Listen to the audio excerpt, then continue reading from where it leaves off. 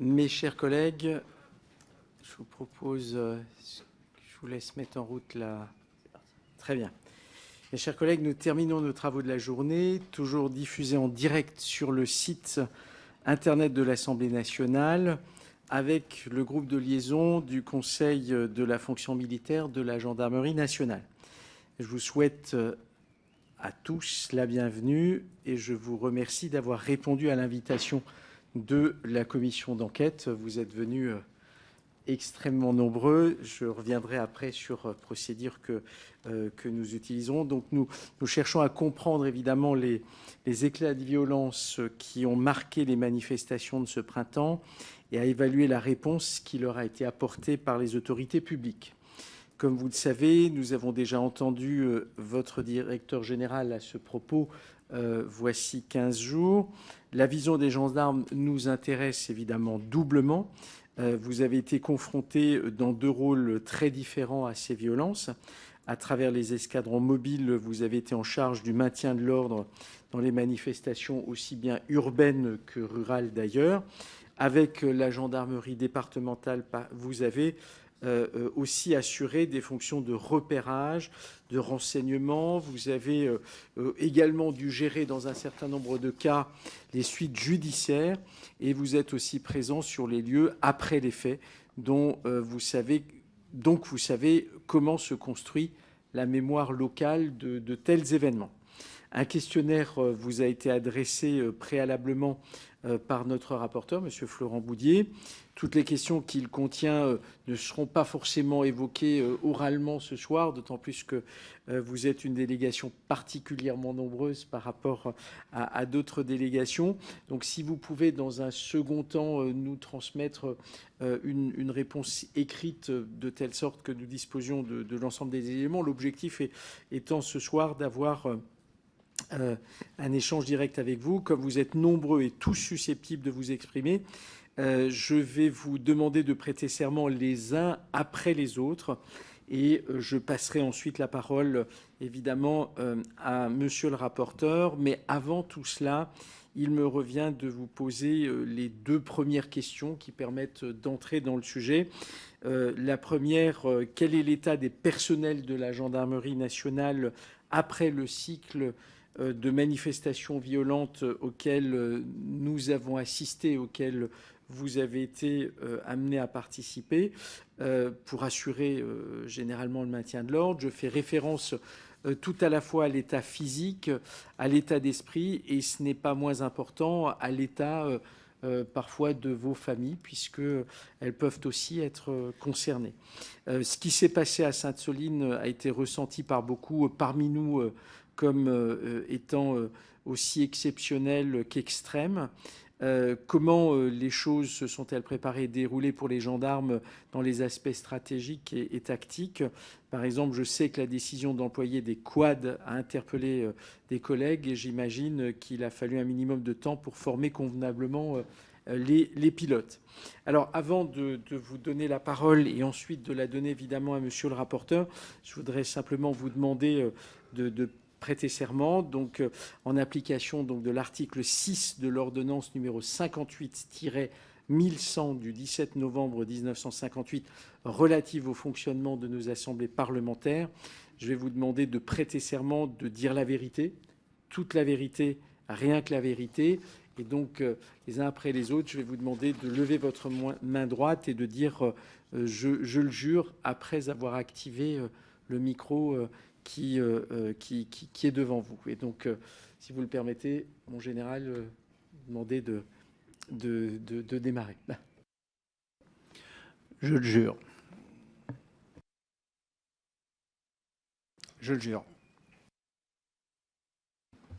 Je le jure. Je le jure. Je le jure. Je le jure. Je le jure. Je le jure. Je le jure. Je le jure. Je le jure. Je le jure. Je le jure. Merci beaucoup. Et donc, je vous propose sans doute, mon général, déjà de vous donner la parole. Et puis, évidemment, si vous souhaitez que les uns et les autres vous puissiez intervenir, eh bien, libre à vous de le faire. En tout cas, merci encore pour votre présence. Ça nous permettra, je pense, d'avoir un éclairage aussi intéressant. Donc, mon général, vous avez la parole.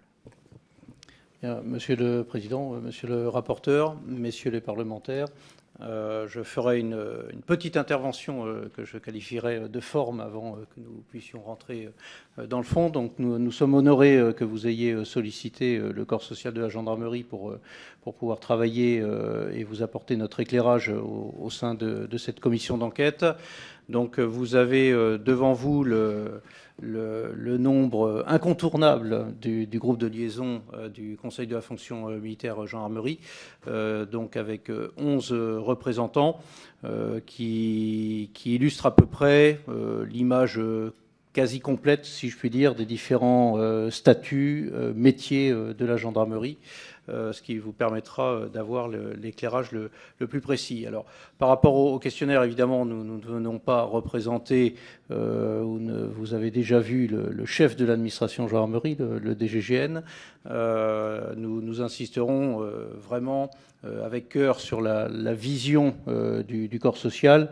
Et puis parmi les membres, nous avons évidemment des praticiens qui sont souvent encore en unité, qui pourront vous apporter l'éclairage, des éclairages, je pense, précis, et avec cœur de ce qu'ils ont pu vivre ou entendre leurs pairs leur rapporter. Voilà, sans plus attendre, je vais passer la parole à l'adjudant-chef Frédéric Lelouette, qui est donc le secrétaire élu pour 1 an du groupe de liaison, qui va pouvoir entrer dans le fond et vous apporter tous les éléments utiles à cette commission. Merci beaucoup, mon général. Et donc, sans tarder, effectivement, l'adjudant-chef, je vous en prie. Monsieur le Président, Monsieur le rapporteur, Mesdames et Messieurs les députés, donc, nous vous remercions de nous recevoir sur ce sujet majeur, puisqu'en effet, les gendarmes sont régulièrement confrontés aux groupuscules violents lors des manifestations ou lors de l'exercice quotidien de leurs fonctions. Cette commission d'enquête n'étant pas à huis clos, nous ne rentrerons pas forcément dans les détails techniques de nos missions, mais nous essaierons de nous focaliser sur le ressenti des personnels, comme l'a dit le général. Mais si vous avez des questions techniques, évidemment, nous pourrons y répondre par écrit à l'issue. Comme tous les gendarmes, nous sommes attachés à la liberté de manifester pour protéger ce droit. Pour nous, les réponses pénales à l'encontre des casseurs doivent être à la hauteur et doivent être réelles. Nous pouvons constater que ces groupuscules sont de plus en plus violents, de plus en plus structurés, coordonnés, avec des capacités de communication aussi bien vers la France que vers l'étranger. Les groupuscules violents menacent la liberté à manifester de ceux qui viennent légitimement exercer ce droit. En manifestation, l'initiative est trop souvent laissée à l'adversaire dorénavant. Et l'adversaire fait désormais de véritables manœuvres tactiques. Conjugué à cela, la gendarmerie doit faire sans certaines armes intermédiaires que nous avions, sans véhicules, notamment pour le MO rural, et cela manque à notre capacité opérationnelle. Aussi, nous pensons que les réflexions doivent se poursuivre pour développer de nouveaux usages. Alors évidemment, nous pouvons parler des drones, des quads, comme vous l'avez évoqué pour Sainte-Soline, mais également nous devons travailler sur les véhicules multimissions que seront les Centaures et qui nous seront très utiles. Il est nécessaire de retrouver également la mobilité des pelotons d'intervention pour répondre plus rapidement à la violence et y mettre fin par des interpellations plus nombreuses. Les pelotons d'intervention des escadrons sont bien trop souvent utilisés comme des pelotons de marche et principalement par un manque d'effectifs. Des décisions politiques ont été prises pour améliorer la capacité opérationnelle de la gendarmerie mobile. Cependant, les effectifs de l'AGM ne sont toujours pas à la hauteur des enjeux. Les 7 escadrons qui vont arriver participeront à une meilleure réactivité. Cependant, cette réactivité est déjà mise à mal par de nombreuses missions et par le nombre de sollicitations croissantes que nous voyons depuis quelques années. En somme, la gendarmerie a l'impression d'être en crise permanente et de lutter contre une crise permanente. Depuis de nombreux mois, l'emploi est à un niveau exceptionnel. Il nous paraît nécessaire de poursuivre une remontée des effectifs de la gendarmerie allant jusqu'au niveau de 2006. En effet, en 2006, pour les escadrons de gendarmerie mobile, nous étions à peu près 15 000. Après la création des 7 escadrons qui est en cours, nous serons autour de 13 800. Donc concrètement, pour revenir au niveau de 2006, il nous manque encore 1200 personnels. Et 1200 personnels, quand vous voyez que le MO est plus dur qu'en 2006, quand les besoins outre-mer sont de plus en plus importants, on le voit actuellement à Mayotte, quand on voit qu'on a récupéré des missions qu'en 2006 nous n'avions pas, comme la lutte contre l'immigration irrégulière, qu'on a repris des missions que nous avions abandonnées à l'époque, ou entre les deux, comme par exemple les centres de rétention administratifs. Donc tout ça fait que les moyens qui ont été annoncés, qui sont appréciables, qui sont appréciés, restent malgré tout insuffisants pour que nous ayons des marges de manœuvre suffisantes pour tout faire. Voilà, merci de votre écoute pour ce propos liminaire un tout petit peu long, et nous sommes à votre disposition les uns et les autres pour répondre à vos questions, à toutes les questions que vous souhaiterez. Merci. Merci beaucoup, mon adjudant-chef. Alors, dans les questions qu'on est amené évidemment à se poser, vous indiquez que aujourd'hui, le maintien de l'ordre est plus difficile par rapport à 2006. Donc, notre commission d'enquête se focalisant sur évidemment ce qui s'est passé entre le mois de mars de cette année et le mois de mai. Comment cela a-t-il été ressenti au sein de la gendarmerie nationale, puisque effectivement l'emploi a dû être là à un niveau particulièrement exceptionnel. Oui, vous l'aviez dit, Monsieur le Président, tout à l'heure dans votre question initiale, ça a un impact également sur les personnels.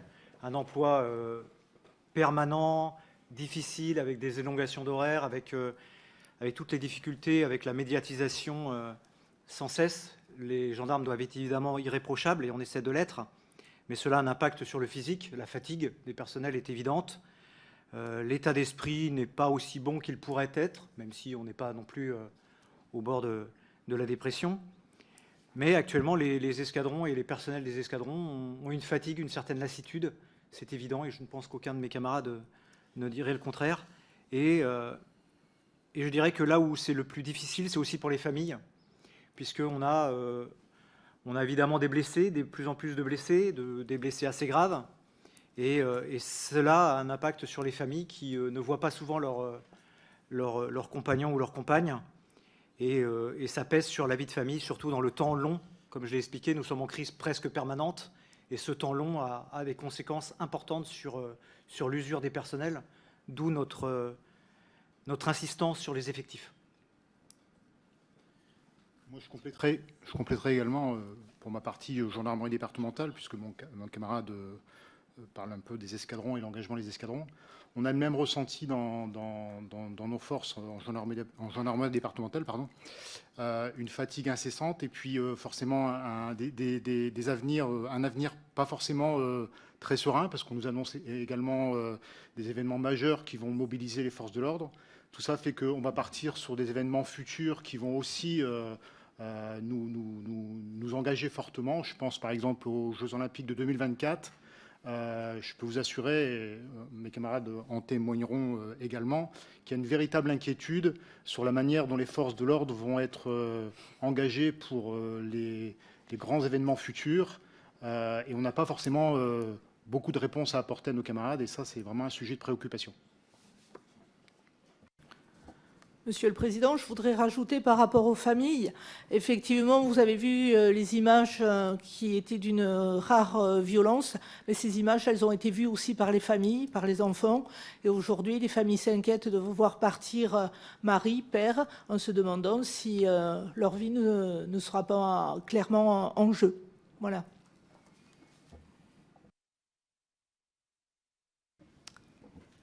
Est-ce qu'il y a d'autres? Oui, je vous en prie, Major. Oui, je voudrais préciser une chose. Actuellement, nous sommes là pour parler pour réfléchir sur une partie qui ne dure que quelques mois, en fait, sur les violences. Mais je pense qu'il faut quand même le remettre dans le contexte, parce qu'il y a deux choses. Il y a l'intensité de la violence qui est accélérée, Mais quand on parle de durée, on enchaîne des crises qui, à chaque fois, nous impactent de façon différente, que ce soit les gilets jaunes ou les différentes crises que vous connaissez. Le problème, c'est qu'on veut tirer un bilan à chaud, j'ai envie de dire, hein, de ce qui s'est passé, c'est le but. Et je pense que ce bilan-là, il va falloir attendre un petit moment pour en avoir réellement les conséquences.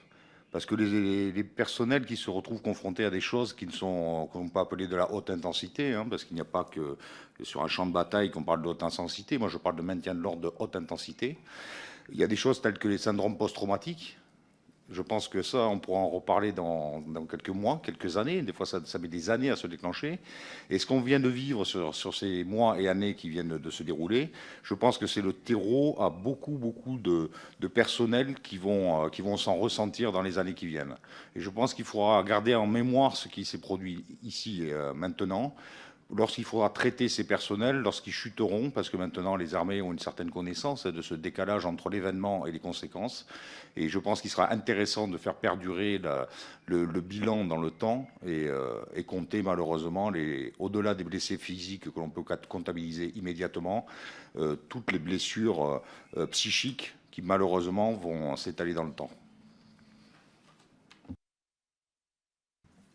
Un sujet important aussi, parce que nous, forcément, on voit l'engagement et un métier de plus en plus difficile parce qu'effectivement, face à nous, on a des gens qui sont de plus en plus violents. Moi, j'ai presque 35 ans de service. Je ne me rappelle pas d'avoir eu et vécu une violence aussi forte aujourd'hui, tant vis-à-vis de mes camarades de la gendarmerie mobile que la gendarmerie départementale. Je dirais que toute situation qui, au départ, paraît très anodine peut très rapidement monter en puissance et puis aboutir sur des difficultés de gestion d'événements. Et donc ça, c'est un peu l'état d'esprit que nous, on ressent, et on est là aussi pour vous faire partager un petit peu ce que ressentent nos gens au quotidien. Et alors forcément, ça reste très empirique ce qu'on vous raconte, mais quelquefois il est toujours intéressant parce que on en a bien étudié, on l'a reçu, ce fameux rapport de la Cour des comptes, je ne sais pas si vous en avez eu connaissance, sur l'attractivité, parce que ça c'est important aussi, parce que si demain on renvoie finalement à un métier extrêmement difficile, dangereux, avec des conditions compliquées, on a besoin aussi d'avoir des ressources qui viennent armer nos forces.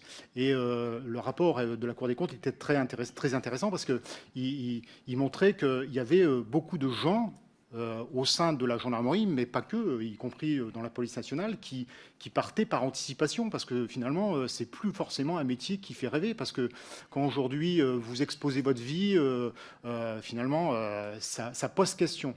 Et ça, c'est vraiment un sujet aussi de préoccupation dans nos rangs.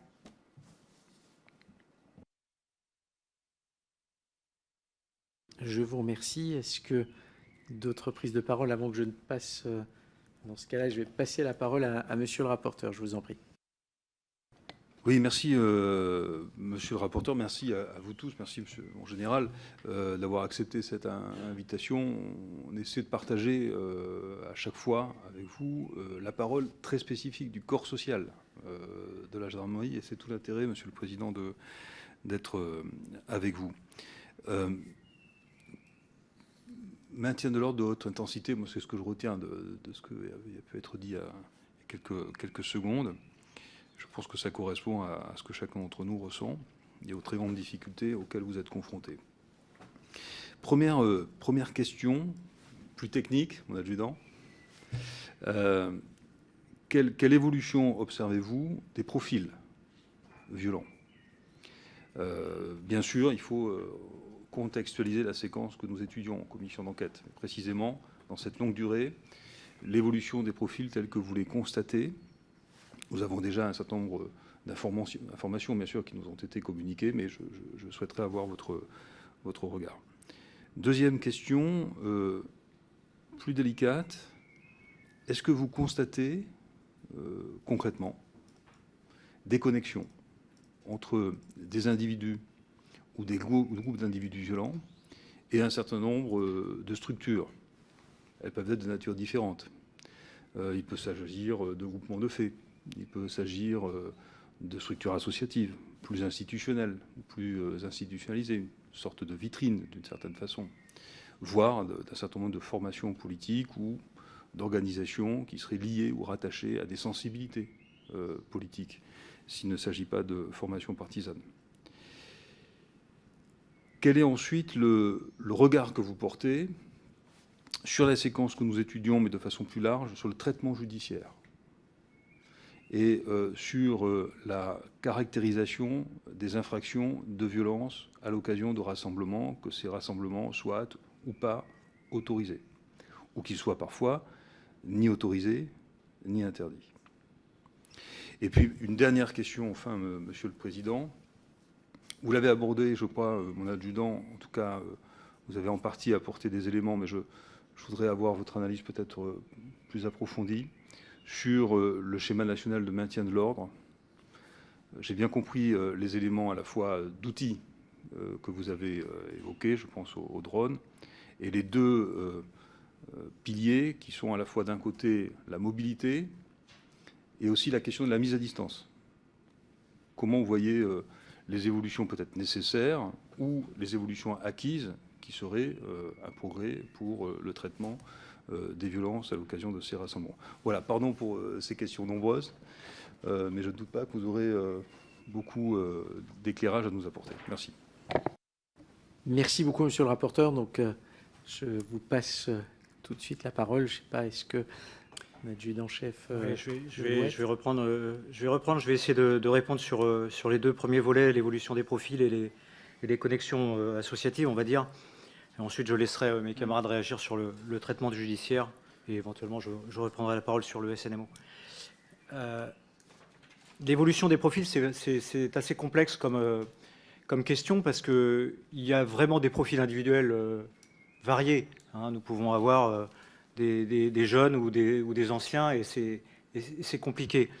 Après, collectivement, j'ai envie de dire que c'est un peu plus facile de répondre à votre question puisqu'effectivement, les black box ou les ultras s'abritent derrière des organisations, des associations connues et reconnues, qui sont très organisées, qui se complémentent, qui s'aident, qui n'hésitent pas à travailler ensemble. Et c'est ce qui rend un peu complexe notre travail en amont, puisqu'on est noyé, on va dire, par une je ne trouve pas mes termes, par un agrégat d'associations qui va rendre la mise en place des manifestations compliquées. Nous ne sommes plus comme avant dans des manifestations où c'est déclaré, où nous avons des manifestations linéaires avec un point de départ, un point d'arrivée. Là, nous sommes vraiment dans des manifestations, on va dire, sauvages, sans que ça soit péjoratif. Donc c'est ce qui rend compliqué.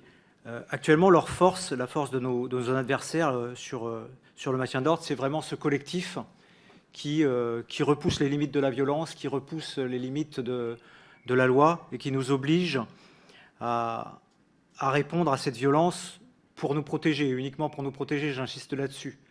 Hein, bien sûr, évidemment, les gendarmes ne cherchent jamais à blesser, mais rien que pour se protéger, la tâche est complexe. Donc vraiment, c'est cet agglomérat d'associations qui nous rend la tâche difficile, et notamment évidemment le soulèvement de la terre, puisque c'est la plus emblématique actuellement. Je laisse mes camarades s'ils veulent répondre sur le traitement judiciaire. Bien sûr, je vous en prie.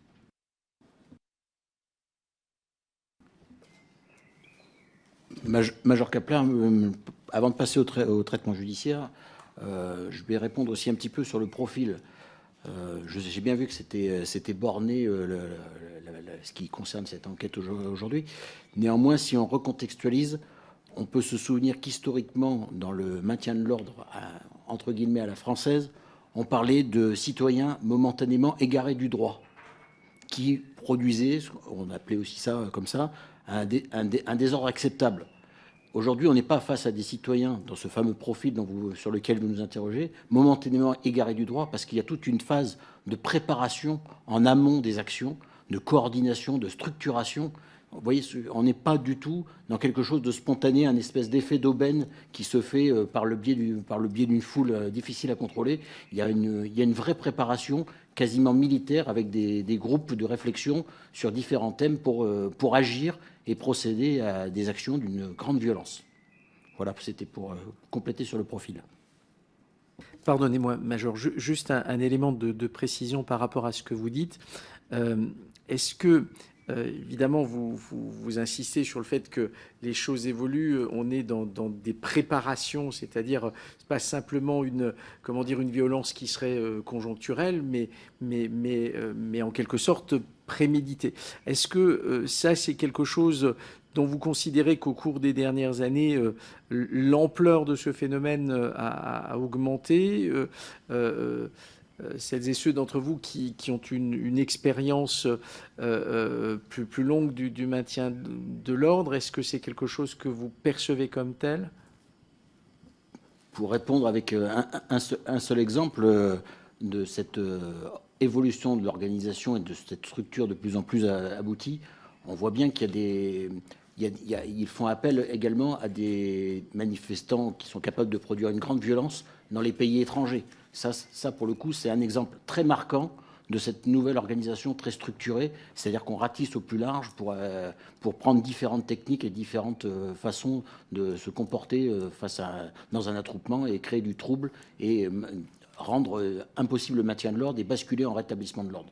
Voilà, je pense que c'est un exemple assez marquant de cette évolution où on se retrouve finalement même avec des appels à faire venir des gens des pays étrangers sur le terrain de ces manifestations.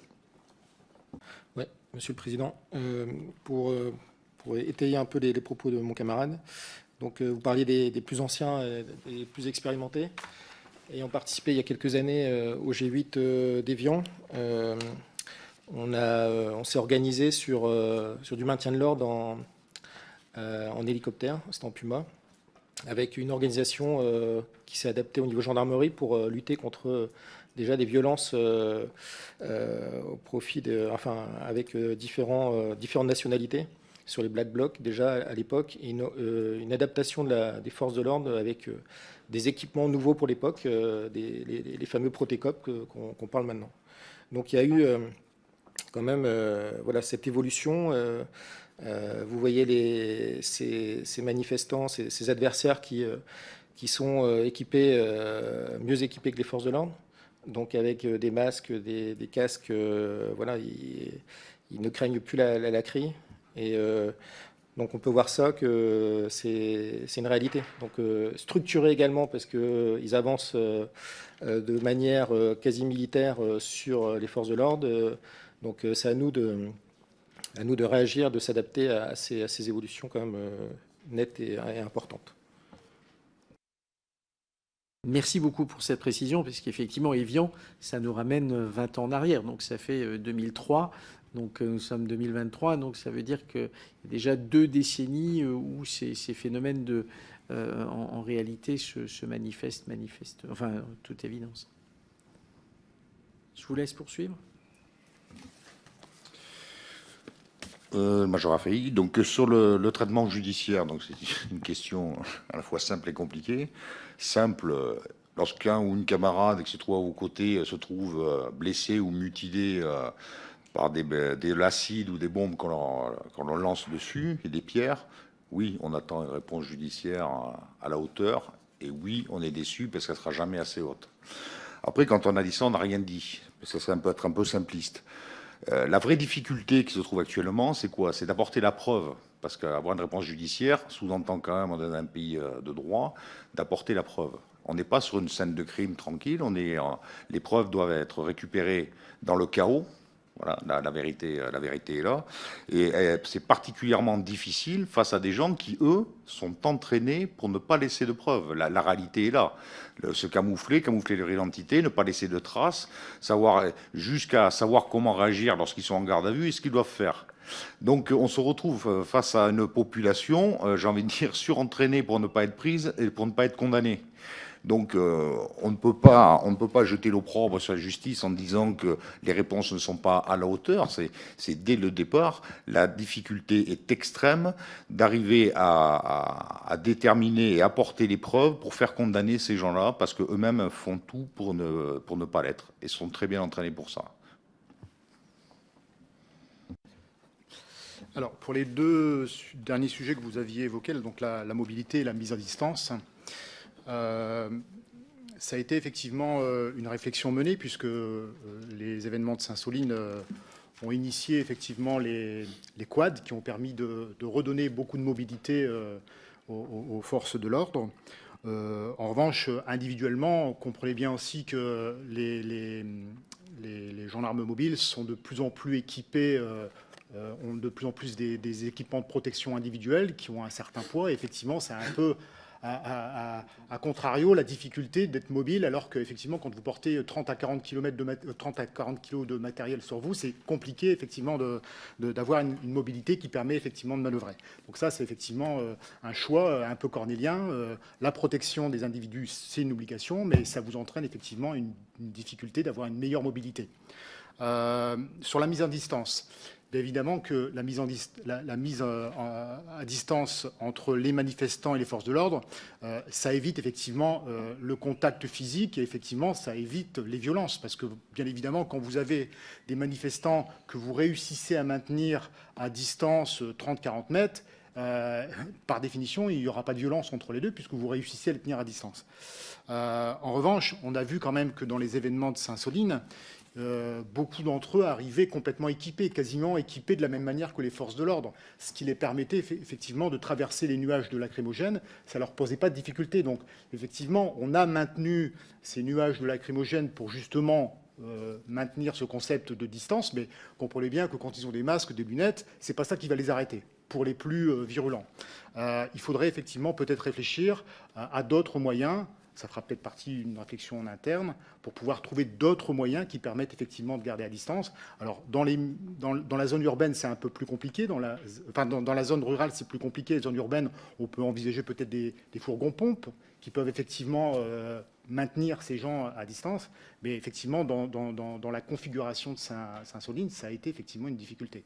Puisqu'à un moment, lorsque vous avez des manifestants qui sont prêts à en découdre, il y aura effectivement des dégâts collatéraux de part et d'autre. Pour appuyer ce que dit mon camarade, le maintien à distance, ça c'est un vaste sujet.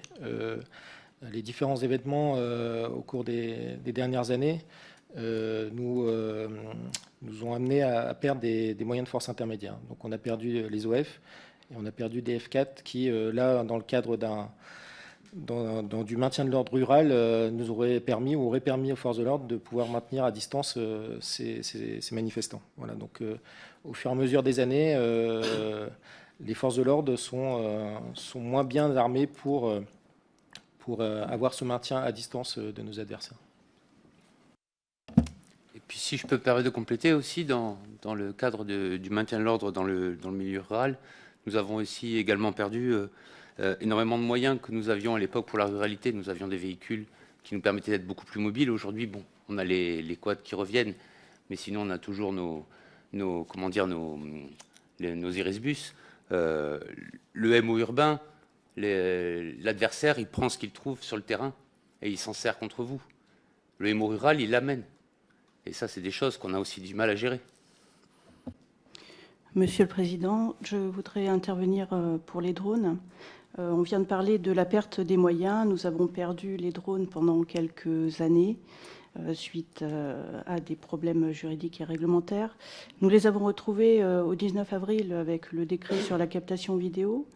À présent, nous pouvons effectuer du maintien de l'ordre avec nos drones. Alors, bien évidemment, nos drones sont là pour appuyer la manœuvre tactique, pour préserver la sécurité à la fois de nos adversaires et de nos troupes, puisque nous voyons un petit peu tout ce qui se passe pour pouvoir effectuer notre positionnement tactique.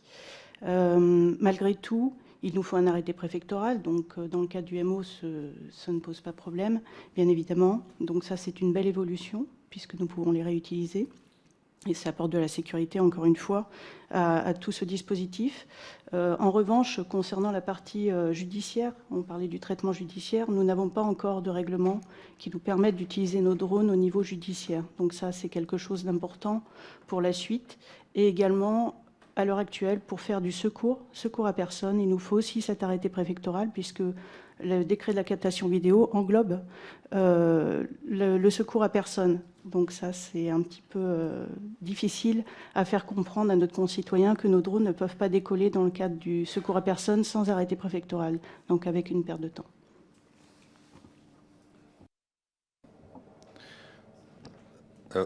Alors, dans le cadre du ressenti, donc je ne vais pas être dans la technique, mais dans le ressenti de beaucoup d'amis, j'ai une carrière de mobile et après une carrière de GD, donc j'ai la double vision.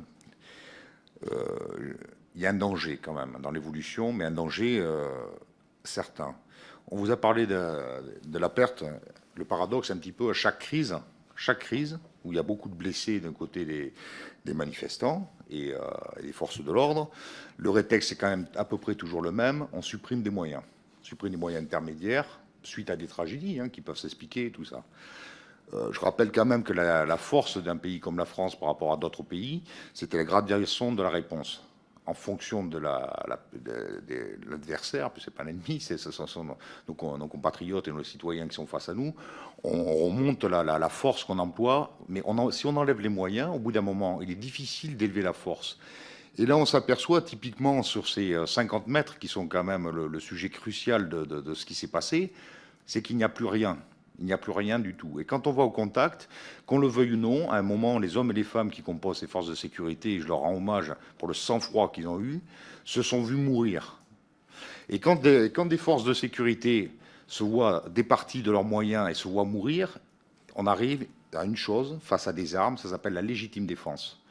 Donc il va falloir faire attention à ne pas supprimer, parce qu'on entend parler aussi de certaines, maintenant, les LBD, ce genre de choses, mais s'il n'y a plus d'armement intermédiaire, est-ce que le but, ça sera de mettre des forces de sécurité pour les faire se faire tuer? Parce qu'on le sait très bien que dans ces nouveaux groupes, on veut des blessés ou des tués pour être médiatisés, ce genre de choses. Ou est-ce qu'on va se retrouver sur de la légitime défense qui n'est pas digne d'un pays comme la France? Donc je pense qu'il va falloir rapidement trouver soit de nouveaux moyens de forces intermédiaires que nous avons perdus, ou repenser certaines choses. Mais je pense que ça devient urgent, parce qu'en face, l'adaptation est permanente. On sait pertinemment que, par exemple, que la surprise pour les quads, prochaine fois, il n'y aura pas de surprise, il y aura une adaptation. Ils s'adaptent aussi. C'est un petit peu, j'aime bien imager, qui de la poule ou de l'œuf. Est-ce que la violence augmente parce qu'on a enlevé les moyens? On peut aussi se poser la question.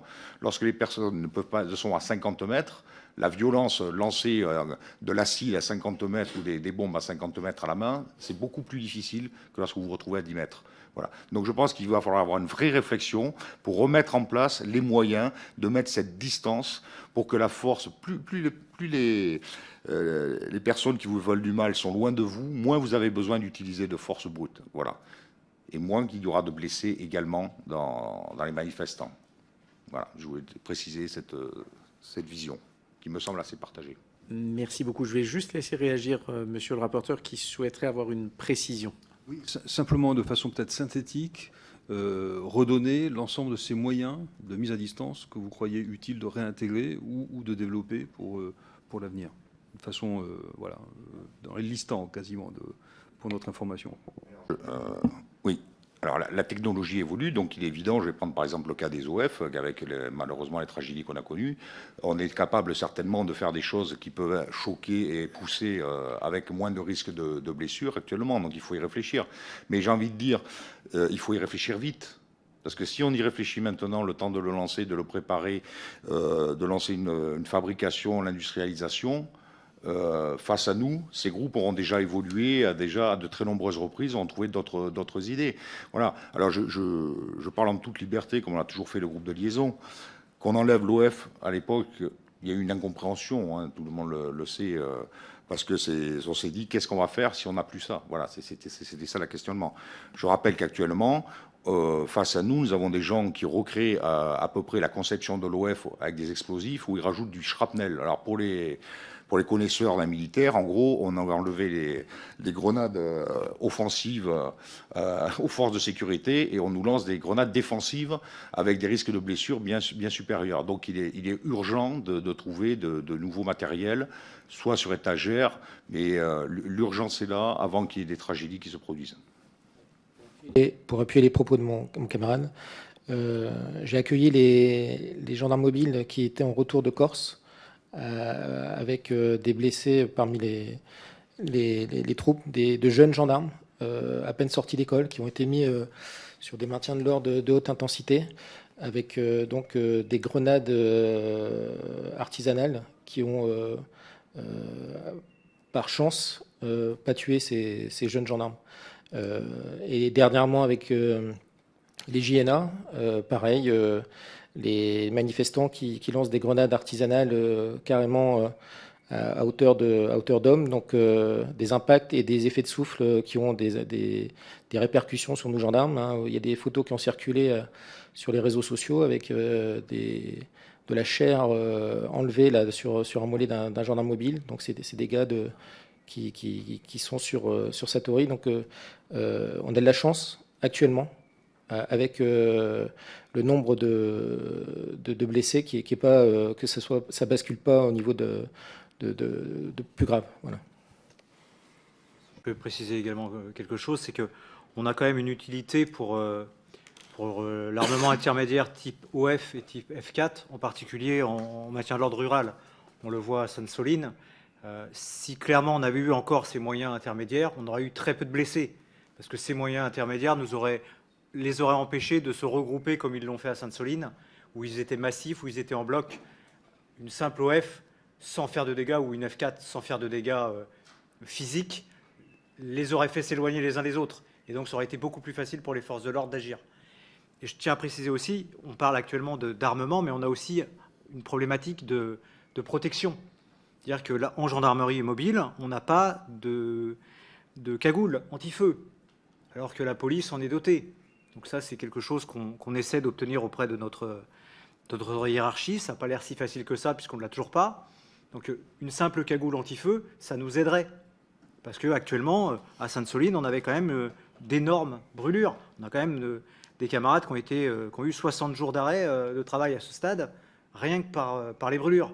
Donc les brûlures, c'est quand même important et il y a des moyens simples de pouvoir les éviter. Merci.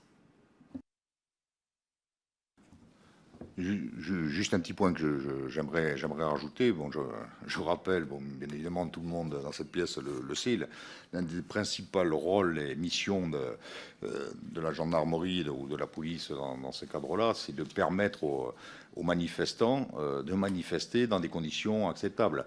La liberté de manifester, c'est inscrit en France et on ne peut pas y déroger, même si des fois les manifestations ne sont pas autorisées.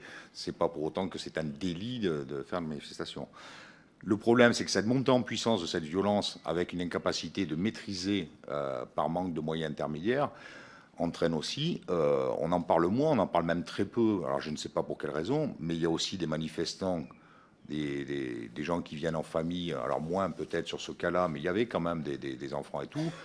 Il n'est jamais bon de se retrouver pris entre le marteau et l'enclume de ces groupes-là qui balancent de l'acide à tout va et des pierres, où il y a effectivement des manifestants qui viennent exprimer leur désaccord ou leurs pensées, qui se retrouvent et aussi blessés par ces groupes-là. Je pense que ça ne fait pas la une des journaux, mais il y en a quand même régulièrement. Et si on monte, si on les laisse monter dans un armement, une violence encore plus forte, c'est, à mon sens, le droit de manifester qui est mis en cause, tout autant que l'intégrité physique des forces de l'ordre. Si je peux résumer le propos de mes camarades, Monsieur le Président, on ne peut plus compter sur la seule chance au maintien de l'ordre. Il nous faut des équipements, comme ils vous l'ont dit.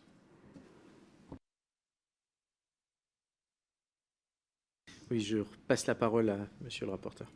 Oui, merci Monsieur le Président. Mais j'en profite pour vous poser cette question. Comment réagissez-vous par conséquent à ces commentaires qui consistent à considérer qu'il y a une forme de militarisation du maintien de l'ordre, alors même que vous constatez la disparition d'un certain nombre de moyens intermédiaires, tout particulièrement communs. réalisé sur ce débat brutalisation, militarisation. On a eu des auditions où ces mots ont été prononcés par un certain nombre de nos interlocuteurs. Et donc, je pense important que puissiez vous aussi répondre d'une certaine façon à ces observations. Quand vous parlez de militarisation, vous voulez l'adversaire, la montée en puissance de l'adversaire. Nous avons eu un certain nombre d'auditions, un certain nombre d'interlocuteurs dénoncent la militarisation excessive des forces de l'ordre et le fait qu'elles représentent un mode de brutalisation. Voilà, avec des personnes que nous avons pu auditionner, et parfois même, sont parfois même des parlementaires. Hein. Oui, juste pour compléter le propos de Monsieur le rapporteur, c'est vrai que c'est du verbatim que nous avons, qui nous a été aussi présenté en commission. Donc c'est vrai que ça nous semble important que vous puissiez réagir à cela. D'ailleurs, le DGGN a réagi, d'ailleurs en expliquant très précisément quelle était la doctrine. Et donc, mais c'est vrai que ça serait intéressant d'avoir aussi votre regard à ce sujet. Alors, sur un sujet grave, je me permets de sourire, parce que la militarisation du maintien de l'ordre en gendarmerie, je rappelle que la gendarmerie est militaire, et le maintien de l'ordre, in fine, a toujours été militaire. Et ce qui a été quand même assez unanimement reconnu dans les différentes crises, parce que la militarité, c'est pas simplement manier la force, c'est aussi un encadrement, une hiérarchie, une retenue, justement. C'est ce qui a permis cette progressivité, de ne pas se laisser aller des fois face à la peur qu'on peut ressentir, parce qu'on est tous des hommes et des femmes, on ressent cette même peur, une maîtrise de soi, un entraînement, une formation initiale. C'est ça la militarité et la militarisation. Mais la militarisation, elle a toujours existé en gendarmerie. Voilà. Donc effectivement, la question que posait mon camarade, c'est que la militarisation, elle se fait non pas dans le maintien de l'ordre, mais sur ces groupuscules qui amènent cette militarité, la dévoient dans le sens stratégique, préparation, entraînement. Mais chez nous, la militarité a toujours été là. Et c'est justement parce qu'on a cette militarité que certains moyens qui nous ont été enlevés, qui ont créé, je ne le nie pas, ça serait fou de vouloir le nier, certaines tragédies, ont toujours été utilisées de façon la plus posée possible. Mais je rappelle que quand même, toute utilisation de la force, quelle qu'elle soit, malheureusement, entraîne un risque de blessure ou de mort. Voilà, ça serait là aussi, il ne faut pas le nier. Le fait de tomber sur le sol, on l'a vu avec une dame, j'avais vu qui se cogne la tête, elle peut mourir. Voilà, c'est donc tout ce qu'on utilisera prêtera le flanc. Donc il faut utiliser de façon, c'est l'utilisation, c'est pas tant l'objet qu'on utilise ou l'arme qu'on utilise ou dans le maintien de l'ordre, c'est son utilisation, sa doctrine d'emploi. Et ça, je pense qu'au niveau gendarmerie, elle a été revue, elle est très cadrée. On rentre assez profond dans la granularité de ce qu'on peut faire, ce qu'on ne peut pas faire. Voilà, donc je pense qu'il faut qu'on conserve absolument cette militarité dans le maintien de l'ordre, mais effectivement, peut-être avec des moyens plus modernes, adaptés, et surtout qui bouchent les trous dans la raquette que nous avons actuellement, en particulier sur ces 50 mètres. Oui, je précise que effectivement, moi, c'est plutôt une fierté d'être militaire dans ce cas-là. Hein. La militarité, c'est aussi le respect des règles. Donc la gendarmerie respecte la doctrine, respecte le SNMO, et on en est plutôt fiers de pouvoir respecter ces règles-là. Hein. Et la preuve, qu'on n'en a pas parlé, on a très peu de mise en cause. La gendarmerie est très peu mise en cause dans son maintien de l'ordre. Et pourtant, Dieu sait qu'on fait du maintien de l'ordre depuis maintenant plusieurs mois de manière journalière et quotidienne. Donc voilà, on est plutôt fiers d'entendre ce terme militarité sur nos modes d'action. C'est vrai que je n'avais pas percuté un petit peu la subtilité, parce que pour nous, le mot militarité, ce n'est pas un gros mot. Alors ça peut être perçu par ceux qui ne vivent pas la militarité comme nous on la vit, comme effectivement quelque chose de monter en puissance, de quelque chose qui pourrait être dangereux, mais pour nous, on vit ça comme quelque chose de normal, d'organisé. C'est la conception que peuvent avoir effectivement les gens sur ce concept de militarité. Pour parler de cette militarisation, je pense qu'il va y avoir une incompréhension entre nous et le citoyen qui a utilisé cette expression, parce que nous, pour le coup, c'est plutôt un gage de choses faites dans le respect des règles, c'est-à-dire avec un encadrement, avec une formation, avec une déontologie, avec une rigueur. De notre point de vue, quand le travail il est bien fait, justement, il est militarisé, mais dans le sens positif de la chose, pas dans le sens agressif. Il faut bien différencier des formations, comme la gendarmerie dite, rattachées aux armées. Il y a paix, crise et guerre. Et quand on est dans le cadre du maintien de l'ordre, on est éventuellement dans une cas de crise, mais on n'est pas dans une militarisation de guérilla ou de guerre. Voilà, c'est au contraire, pour nous, de notre point de vue, c'est pour ça que je vous dis, je pense qu'il y aura une incompréhension totale entre nous et celui qui a dit ça. Cette militarisation des process est plutôt une garantie qu'il n'y ait pas de débordement et que ce ne soit pas du tout anarchique et incontrôlé. Si vous me le permettez, juste pour prolonger effectivement ce qu'a pu dire monsieur le rapporteur, c'est vrai que l'une ou l'autre fois, les propos qui ont été utilisés étaient de dire que, en réalité, c'est le maintien d'ordre s'apparenterait de plus en plus du côté des forces de l'ordre à des dispositifs, cette fois-ci, de guerre. Donc comment vous réagissez par rapport à ça? Parce que par rapport notamment aux équipements dont vous disposez, ça semble être un peu en décalage. Alors, après, quand on a vu les événements de Saint-Soline, alors, je ne vais pas dire qu'on peut assimiler à une situation de guerre, mais on n'en était pas loin. Donc ça veut dire que derrière, face à des gens qui sont extrêmement agressifs, qui veulent en découdre, voire qui veulent peut-être tuer des forces de l'ordre, bien évidemment, les forces de l'ordre montent d'un cran également. Il y a une espèce de montée crescendo de part et d'autre, mais force doit rester à la loi. Je veux dire, il y a un moment, si en face de vous, vous avez des gens qui sont calmes, forcément les forces de l'ordre sont à l'image je dirais, des manifestants calmes. Si les manifestants montent en crescendo en violence, il est bien évidemment qu'on doit contenir cette violence, et bien évidemment que les moyens utilisés sont beaucoup plus, je dirais, comment dirais-je, plus imaginés à effectivement la militarité, et ça, c'est évident. Oui, la gendarmerie est évidemment une force armée, donc on a des équipements de guerre, heureusement, puisqu'on doit être prêt à réagir pour défendre le territoire, notamment dans le cadre de si jamais on était envahi ou si jamais on devait se projeter en OPEX ou à l'étranger. On a des camarades qui étaient en Ukraine lorsque l'invasion a eu lieu. Évidemment, heureusement pour eux, ils avaient de quoi se défendre au cas où. Maintenant, ça ne doit pas faire peur. Ça fait partie de notre travail, de notre métier, de notre formation, d'être équipé pour cela. Oui. Je renverrai ces personnes qui pointent du doigt cette violence et ce côté militaire guerrier du maintien de l'ordre. J'ai envie de leur dire de regarder un petit peu les médias, de regarder ce qui se passe dans d'autres pays. Sauf erreur de ma part, il y a quand même très longtemps en France qu'on ne tire plus à balles réelles sur les manifestants. Et c'est justement grâce aux armes intermédiaires que qui ont été mis en place et que l'on est en train de progressivement de nous enlever. Voilà. Donc, oui, si on était ce qui est décrit par certaines personnes, des hordes assoiffées de sang et de violence, le maintien de l'ordre serait extrêmement simple, hein, puisqu'il suffirait d'utiliser un armement classique. Voilà. Mais c'est pas ça le maintien de l'ordre. C'est pas ça. C'est permettre la liberté de chacun. Neutraliser en essayant de ne pas le blesser. Le but n'est pas de blesser quelqu'un, même s'il est violent face à vous. Tout ce qui est mis en place, quand on regarde ce qui est mis en place, c'est faire en sorte qu'il ne puisse plus vous attaquer, mais en aucun cas lui porter tort et le blesser. C'est pas le but. C'est pas le but.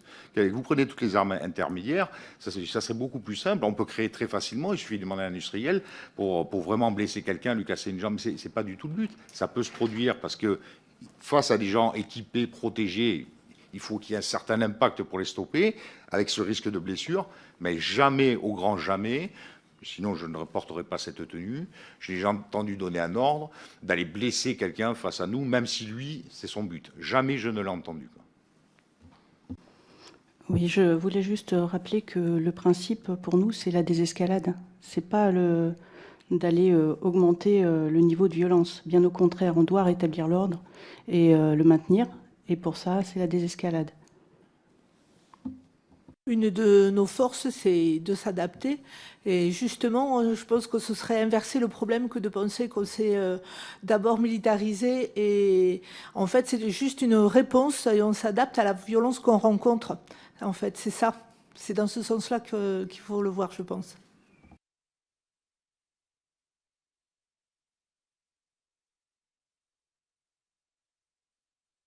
C'est bon, est-ce que l'un d'entre vous souhaite encore intervenir?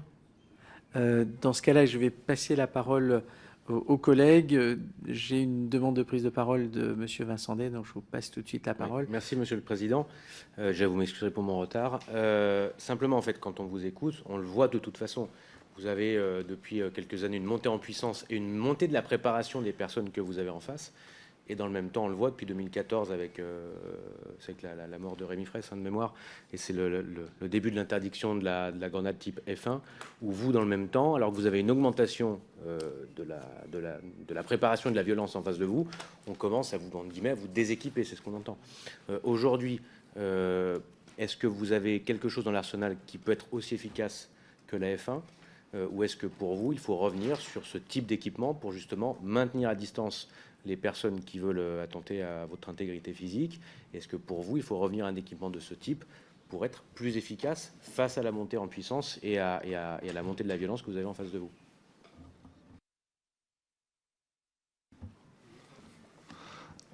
Monsieur le député, bon, la difficulté, c'est que nous sommes que, et déjà beaucoup, les représentants du corps social. Je n'ai pas la technicité pour vous répondre. J'ose espérer qu'on peut avoir le même effet, comme je disais tout à l'heure, de cette arme que nous avons enlevée, intermédiaire, avec peut-être plus de sécurité pour celui qui va subir son impact. Voilà, je le souhaite. On en a discuté, des dernières, je compte sur les camarades si je me trompe, il y a des études, il y a des en permanence, on teste des choses. À Saint-Astier, par exemple, en permanence, il y a des tests pour voir ce qui peut être utilisé, ce qui peut le moins blesser, parce que ça rentre dans le cadre, hein, bien évidemment. Hein. On ne choisit quelque chose que si on sait qu'il n'y a pas un risque létal à chaque fois qu'on va balancer quelque chose dans une manifestation. Donc, on ne pourrait pas être catégorique à dire on veut l'ancien matériel que nous enlever. Voilà, on a l'espoir que la technologie nous permettra d'avoir les mêmes effets avec moins de risques de blessures. Quant à vous dire si on l'a sur les étagères, je n'ai pas connaissance, quoi. Oui, juste pour préciser, on a effectivement quelques grenades, notamment dites de désencerclement, qui peuvent nous être utiles. Maintenant, clairement, ce qui nous manque actuellement, ce n'est pas forcément les grenades offensives ou les F4 comme on avait avant, qui avaient un impact fort. Maintenant, c'est des grenades avec des souffles. Un souffle, déjà, nous aiderait à repousser l'adversaire. Nous avons besoin de, comme on l'a expliqué depuis le début, hein, de gagner en distance. Plus on repousse l'adversaire, moins on a besoin de contact. Et moins on a de contact, moins on a de risque de blessure, aussi bien pour nos camarades que pour l'adversaire. Donc c'est vraiment ça qui nous manque, c'est vraiment d'avoir un matériel qui permette de souffler l'adversaire et de le repousser. Parce qu'on a bien vu que la limite du gaz lacrymogène est très vite atteinte dans ce genre de manifestation. Et la difficulté qui tendrait, alors c'est une réponse personnelle, à dire qu'il ne faut pas reprendre juste ce qu'on nous a enlevé, parce qu'en face à nous, maintenant, il y a une difficulté supplémentaire. Tous ces groupes peuvent exercer leur violence parce qu'en fait, ils se protègent derrière la liberté qu'on essaye de défendre, c'est-à-dire au milieu de gens innocents. C'est-à-dire que lorsque je vais manifester, quelle que soit la raison, des fois en famille, je suis beaucoup moins protégé que ces groupes qui sont casqués, masqués, avec des protections, des jambières, ce genre de choses. C'est-à-dire que le matériel qu'on va utiliser pour le repousser, comme ils sont mélangés aux autres, il faut qu'on prenne en compte qu'il va falloir en même temps qu'ils repoussent des gens équipés et protégés, sans risque de blessures trop graves, non volontaires, sur des gens qui, eux, ne le sont pas. Et ça, c'est beaucoup plus compliqué que lorsqu'à l'époque, vous aviez une foule homogène de manifestants qui soit étaient pacifistes tous, enfin pacifiques tous, ou tous un peu énervés. On se rappelle du temps de par mon grand âge, des manifestations avec les marins-pêcheurs qui pouvaient être assez joyeuses, voilà, où il y avait des costauds, mais voilà. Mais au milieu, c'était tout le monde était face à face, il n'y avait pas ce mélange qui rend très difficile le maintien de l'ordre. Alors, vous avez raison, il faut qu'on réfléchisse pour savoir comment on peut tenir à distance, parce que ça, je pense que c'est là, effectivement, qu'on évite les drames. il ne faut pas s'interdire de réfléchir et de savoir ce qui se passe aussi au-delà des frontières de la France. Alors, certes, les cultures ne sont pas forcément les mêmes, mais je sais que le maintien de l'ordre allemand, ils ont des brigades canines, quelquefois dans les escadrons, qui permet effectivement de maintenir à distance un certain nombre de manifestants. Alors moi, je le vois par exemple dans les interventions hors maintien de l'ordre, lorsque vous avez effectivement vous intervenez sur une situation qui est un peu compliquée, que vous avez un maître chien, tout de suite, il y a une espèce de réaction immédiate de celui qui est effectivement agressé, qui sait qu'effectivement le chien est là. Donc ça, c'est peut-être aussi des concepts à réfléchir. Alors, je sais qu'en Allemagne, ça existe. Est-ce qu'en France, ça pourrait le faire? J'en sais rien, mais il ne faut rien s'interdire de réfléchir sur ce qui se passe aussi parmi les pays européens. Pour apporter une précision à votre question, pour moi, elle est double. Il y a la question de détenir un équipement qui permettrait de repousser les gens qui voudraient venir au contact de manière trop agressive. Et puis, la deuxième partie de la question, c'est l'emploi de ces moyens. Il est bien évident que si on ne dispose pas des moyens, le jour où on devra l'utiliser, il manquera. C'était rappelé, la gendarmerie est une force militaire. Son savoir-faire, son professionnalisme en matière de l'ordre est quand même reconnu et établi. Et comme un de mes camarades l'a justement rappelé, nous disposons en dotation d'équipements qui vont bien au-delà du seul besoin du maintien de l'ordre. Pour autant, on ne l'utilise pas. Mais de ne pas le détenir nous privera d'un emploi si le cas se présentait.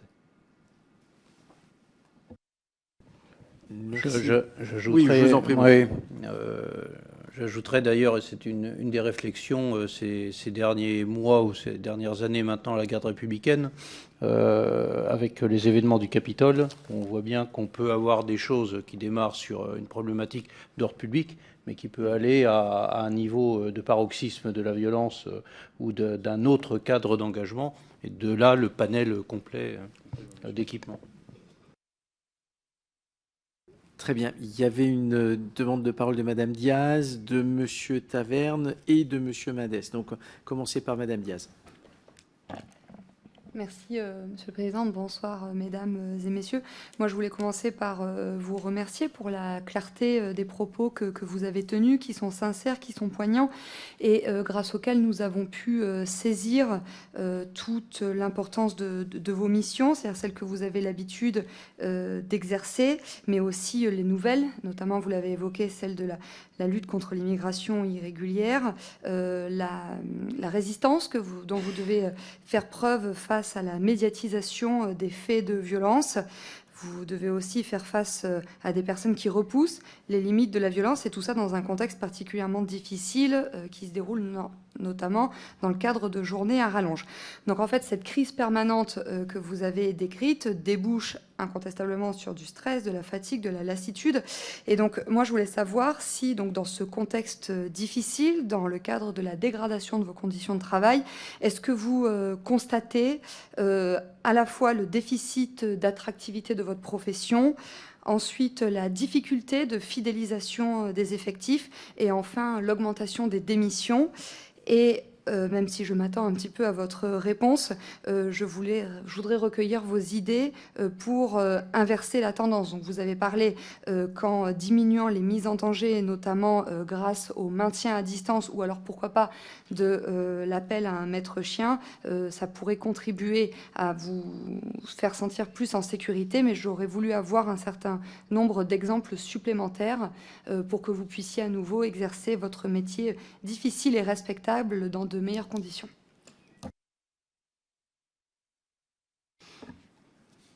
Oui, merci pour cette question. Effectivement, nos conditions de travail ne sont pas toujours évidentes. Maintenant, on va pas non plus noircir le tableau. On ne se plaint pas toujours. On fait un métier par passion, on fait un métier par envie de bien faire et de défendre les Français. Donc c'est ce qui nous motive. Maintenant, effectivement, il serait naïf de ne pas constater qu'on a des départs au sein de la gendarmerie, qu'on a des difficultés de recrutement. Alors ce n'est pas dû uniquement à nos conditions de travail, même si ça y contribue certainement. On a aussi le secteur privé qui attire énormément, notamment la police municipale, avec des contraintes moindres pour nos camarades. Donc on a beaucoup de de camarades qui vont évidemment aller vers les contraintes plus faibles avec un salaire identique, plutôt que de rester dans la difficulté permanente. Maintenant, les solutions, bah, il faut tout simplement donner envie à nos jeunes de nous rejoindre et donner envie à nos anciens de rester. Donc tout ça, ça se fait évidemment de manière financière, mais ça se fait aussi par de la reconnaissance, comme on l'attend tous. On est militaire, on attend bah, tout simplement qu'on nous dise merci quand on a bien travaillé, qu'on nous récompense quand on a bien travaillé, et que ça se voit à la fois sur notre fiche de salaire, mais également des récompenses plus symboliques, comme le sont les médailles ou ce genre de choses qui comptent toujours dans la vie d'un militaire.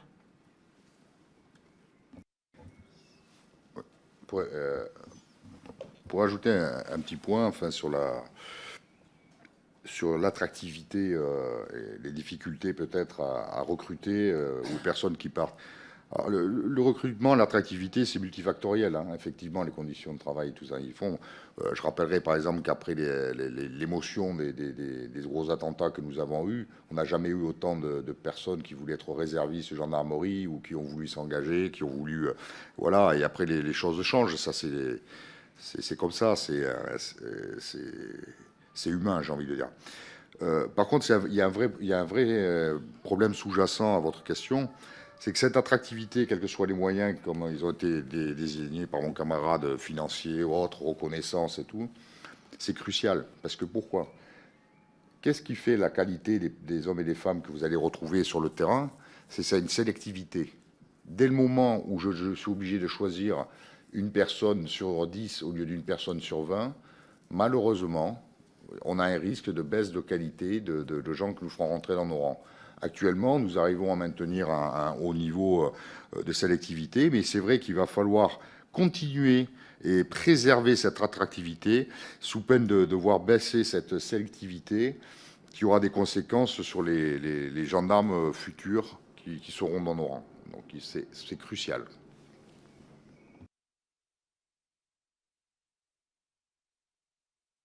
Merci beaucoup. Je vais passer la parole à Monsieur Taverne.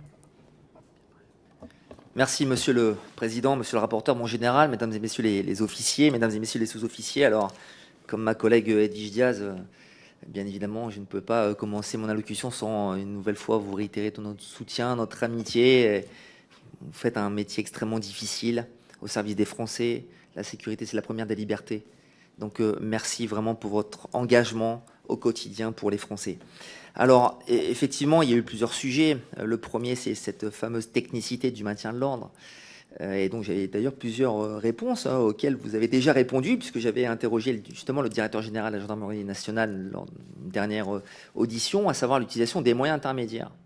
Parce qu'effectivement, l'honneur de la France, et c'est la raison pour laquelle elle exporte ses techniques dans le monde entier, et vous avez eu raison de dire que certains groupes politiques parlent de maintien de l'ordre, ils ne connaissent même pas le maintien de l'ordre, surtout vous faites 200 km, ils vont au contact. Donc si vous allez au contact, forcément il y a des dommages collatéraux. Et là-dessus, justement, cette technicité française fait l'honneur de notre pays. Alors, effectivement, est-ce que vous pensez qu'il devrait y avoir un moratoire justement sur l'évolution des moyens intermédiaires qui ont été supprimés? On parle de l'OF, on parle de l'AGI, de la GLI. Donc effectivement, aujourd'hui, je pense est-ce que vous pensez qu'il faudrait réintégrer ces équipements, puisqu'il y a eu malheureusement Rémi Fraisse qui a retiré l'OF. Il y a eu également la GLI qui ont blessé certains manifestants qui ont voulu récupérer cette grenade. Donc, et c'est vrai que pour maintenir à distance, il faut conserver ces moyens intermédiaires, puisque quand on va à Sainte-Soline, 5000 utilisations, en tout cas 5000 grenades lancées, 5000 grenades lacrymogènes, 80 des encerclements. Donc il y a vraiment un écart conséquent. Donc je pense que, est-ce qu'à votre avis, si on avait utilisé beaucoup plus de moyens intermédiaires, genre grenades des encerclements, ou alors LBD, il y aurait eu moins de blessés parmi les forces de l'ordre? Maintenant, je voudrais également parler sans rentrer dans la polémique, des ordres qui sont donnés, puisqu'il y a le schéma national du maintien de l'ordre, mais dès qu'il y a la constitution d'un Black Blocs, ou alors la constitution d'un groupuscule violent parfaitement identifié, Est-ce que on vous dit d'attendre, d'être plutôt sur une phase défensive, ou alors est-ce que vous avez la possibilité d'aller d'initiative, aller à l'impact, c'est-à-dire que justement pour désorganiser ce Black Blocs. Ensuite, pour terminer là-dessus, parce qu'on pourra en parler pendant des heures, à Sainte-Soline, est-ce que la présence d'élus sur le territoire, d'élus pendant la manifestation, a considérablement désorganisé les groupes? Parce que forcément, il y a derrière un aspect psychologique. Quand on a un élu avec une écharpe, lors d'un maintien de l'ordre, quand il faut aller intervenir ou lancer une grenade ou tirer au LBD avec un élu présent sur place, c'est quand même beaucoup plus compliqué. Et est-ce qu'à votre avis, les peines complémentaires prononcées par les juges, c'est-à-dire une interdiction judiciaire de paraître, pourraient avoir une efficacité? C'est-à-dire que nous avons parfaitement identifié les éléments radicaux, les éléments violents.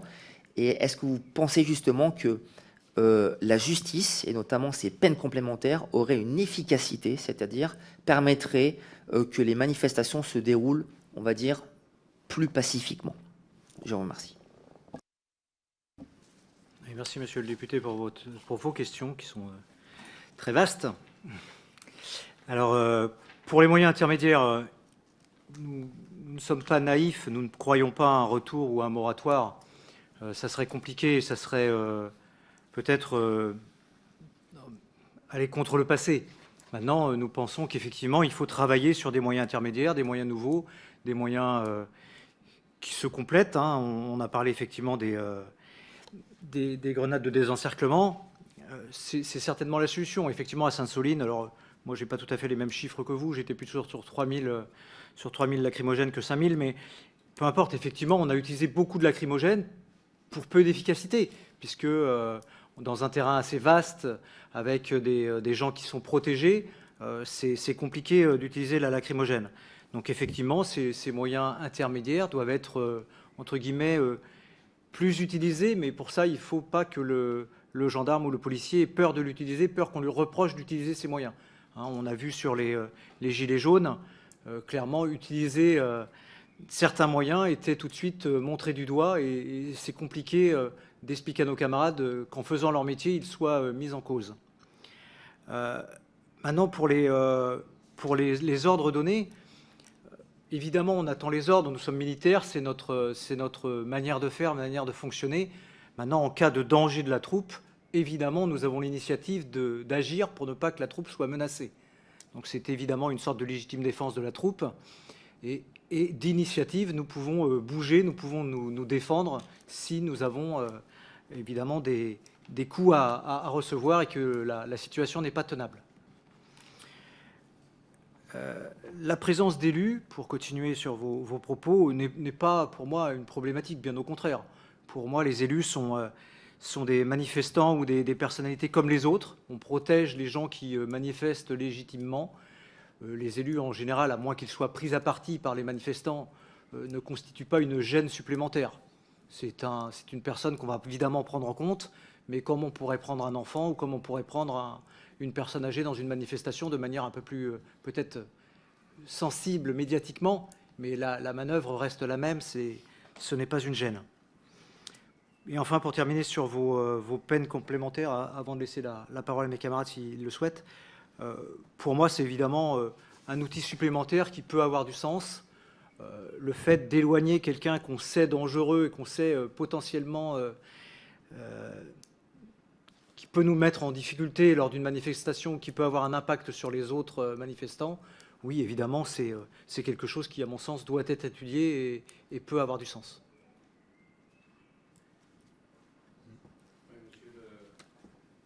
Député, je rebondirai un petit peu. On a beaucoup parlé des 50 mètres, mais en effet, c'est toute une manœuvre en profondeur et on rejoint la désescalade, tout un travail de renseignement en amont. Plus on peut neutraliser en amont en l'empêchant de venir, en ayant quelques outils législatifs, juridiques, un petit peu comme dans le domaine du stade, par exemple, des interdictions de stade, mieux c'est. Donc c'est vraiment un travail avec les structures juridiques, et ça peut être un travail depuis semaines, des jours d'avant, le domaine du renseignement, jusqu'aux 50 mètres finalement. Après, dans les outils, et il y a des outils, mon camarade en a parlé tout à l'heure sur les enquêtes judiciaires derrière, il faut des outils, mais il faut des outils réalistes et pragmatiques. Ce n'est pas la peine qu'on ait quelque chose au code pénal ou au code de procédure pénale qu'aucun enquêteur ou qu'aucun magistrat pourra mettre en œuvre. Si vous me permettez de rebondir sur les élus, c'est du travail de l'avant. C'est vraiment en amont que c'est fait ça. Et c'est fait par la gendarmerie départementale. Aujourd'hui, une brigade de gendarmerie connaît tous ses élus. Elle voit ses maires, pas quotidiennement, mais au moins toutes les semaines. On les appelle, on va à leur contact. Donc si un élu est amené à aller sur une manifestation, automatiquement, la brigade locale sera au courant. Parce que l'élu devient un ami. C'est important pour nous. Donc à partir du moment où l'élu sera au sein de la manifestation, on aura un allié avec nous. Donc on pourra avoir du renseignement. Là, au niveau rural, le maire, la place du maire est très importante pour le gendarme départemental. C'est vraiment un interlocuteur privilégié. Et nous, on le voit très souvent. Donc c'est sûr que s'il est amené à y être, automatiquement, nous, on sera au courant. Oui, je voudrais revenir sur une des questions que vous avez posées, qui m'est très intéressante. C'est lorsque les Black Box se mettent en place, commencent à se rassembler, pourquoi d'un coup, j'ai envie de dire sans ordre, sans rien, on n'agit pas. Mais c'est là toute la question, c'est ça justement. La force, quand on parlait de la militarisation du maintien de l'ordre, c'est qu'elle va être de plus en plus nécessaire de respecter les ordres. Pourquoi? Parce que maintenant, on est en 3 dimensions. En particulier sur ces manifestations, il y avait des drones qui étaient utilisés pour mettre en place des stratégies, des fronts, des ouvertures, où on envoie, on attaque les forces de l'ordre pour provoquer une réaction et ouvrir d'autres flancs. Lorsqu'on est au sol, très honnêtement, on a envie d'agir quand on voit ce qui se passe. Mais c'est faire leur jeu. On ne peut plus, on n'a plus la possibilité maintenant, vu les stratégies qui sont mises en face, de réagir sans avoir quelqu'un qui a une vision plus large de la situation et de la stratégie qui est mise en place par l'adversaire. Voilà. Mais effectivement, c'est le sentiment que peut avoir, mais il faudra surtout l'écarter. Voilà. Et l'interdiction de paraître, je voulais revenir dessus. Oui, effectivement, je pense qu'il n'y a pas une solution miracle. Sinon, on l'aurait déjà appliqué depuis très longtemps. Et l'interdiction de paraître sur certains personnages un peu emblématiques. Mais je rappellerai quand même que l'interdiction de paraître n'a de sens que si on peut l'appliquer et vérifier qu'elle soit appliquée. Si on craint encore un surcroît de travail au sein des forces de sécurité, où il faudra soit des personnes qui constatent sa présence ailleurs qu'aux manifestations. Voilà. Donc on pourra le faire sur un nombre limité. C'est une réponse qui peut être intéressante mais limitée et qui doit se rajouter à d'autres solutions à présenter. Oui, je vous en prie. Merci, Monsieur le Président. Brièvement, pour que M. Madès puisse également Oui, ce sera très rapide. Rapidité, efficacité. Quand je parlais des élus, clairement, je parlais de la NUPES. Certains élus présents à Sainte-Soline avec une écharpe, est-ce que justement ça a eu un impact psychologique sur les gendarmes? Parce que quand on est pris sous le feu, notamment par des individus radicaux, extrêmement violents, qui vous balancent des objets perforants, tranchants, contondants, peu importe, et que vous avez une idée de manœuvre, mais que vous avez un élu avec une écharpe, est-ce que justement, là-dessus, il y a une réticence de la part des militants de gendarmerie de pouvoir intervenir avec efficacité et objectivité? Oui, donc je réitère mes propos, monsieur le député. Non, il n'y a pas de difficulté.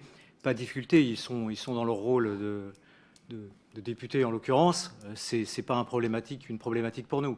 C'est quelque chose que l'on prend en compte dans le maintien de l'ordre. C'est quelque chose dont il faut avoir connaissance. Maintenant, c'est pas une difficulté puisque le gendarme agit exactement de la même manière, qu'il y ait des représentants de la loi ou qu'il n'y en ait pas, qu'il y ait des caméras ou qu'il n'y en ait pas. Voilà, on respecte la loi, on respecte les schémas, nos doctrines. Donc voilà, et pour nous, il n'y a aucune difficulté à faire notre travail normalement, quel que soit le spectateur ou celui qui nous observe. Oui, je rejoins mon camarade, ça n'apporte pas de difficulté supplémentaire, d'autant plus que, j'ai envie de dire, Ça n'a pas d'intérêt. Pourquoi? Parce que dans des temps anciens, c'est déjà produit que des hommes politiques, des députés se joignent à des manifestations. Mais pourquoi? C'est pour attirer la médiatisation. C'est ça le but, en fait. C'est pas pour modifier, la présence d'un élu ne va pas modifier fondamentalement.